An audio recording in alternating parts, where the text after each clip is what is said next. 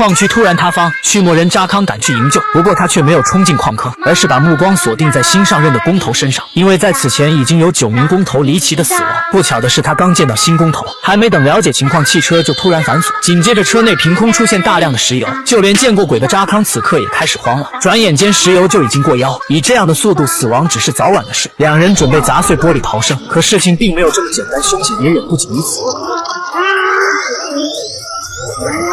泽德发现他们的窘境，在外面试图用撬棍开门，但问题是他们能不能挺到那时候？幸好扎康有主角光环加身，他在最后一刻得救了。刚缓过来的他马上开始吹嘘，称这些都是小场面。不过新上任的工头却没那么好命。通过车内的石油，泽德用读心术看到了教堂的十字架，而教堂里漆黑的人形图案就是导致这一切的罪魁祸首。扎康将鲜血滴进杯子，然后一边念着驱魔的咒语，一边把杯子里的水从头浇到脚。通过水流的缝隙，扎康看到墙上的黑影竟生出一个立体的人形，并逐渐向他靠近。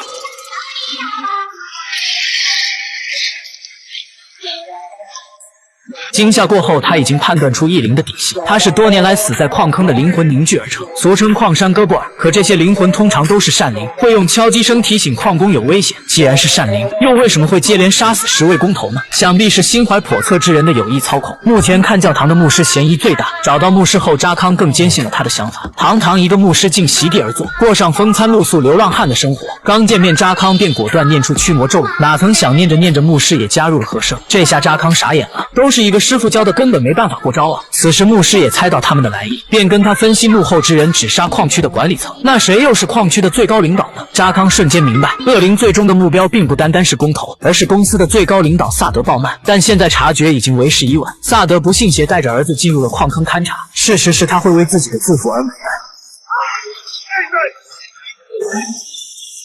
等扎康赶来，萨德已经被恶灵掐住了脖子。泽德在四周岩石喷上6芒星的图案，扎康不断敲击，发出声音吸引恶灵的注意，然后念出耳熟能详的咒语：天地无极，乾坤见，昊天正气，万法归宗，波耶波罗蜜。随着6芒星不断的闪烁，恶灵也消失不见。可惜的是，萨德还是死了。幸好子承父业，他的儿子只是惊吓过度。为了避免悲剧继续发生，扎康利用矿洞里的炸药彻底封住了洞口。但一切并没有结束，真正的幕后之人还没有被揪出来。之后，扎康找到了工头的妻子。寡妇看到驱魔人的到来，并没有惊讶，只是好奇自己是什么地方露出了破绽。起初，扎康得知他是吉普赛人就心存怀疑，直到看见萨德脸上的煤灰水印，才确定了幕后之人的身份。见事态败露，寡妇索性也不装了，她召唤出所有恶灵，控制住了扎康。但召唤灵体可是扎康的看家本领。紧接着，另一个恶灵出现，竟抓住了寡妇，而出现的后者就是寡妇的冤种丈夫。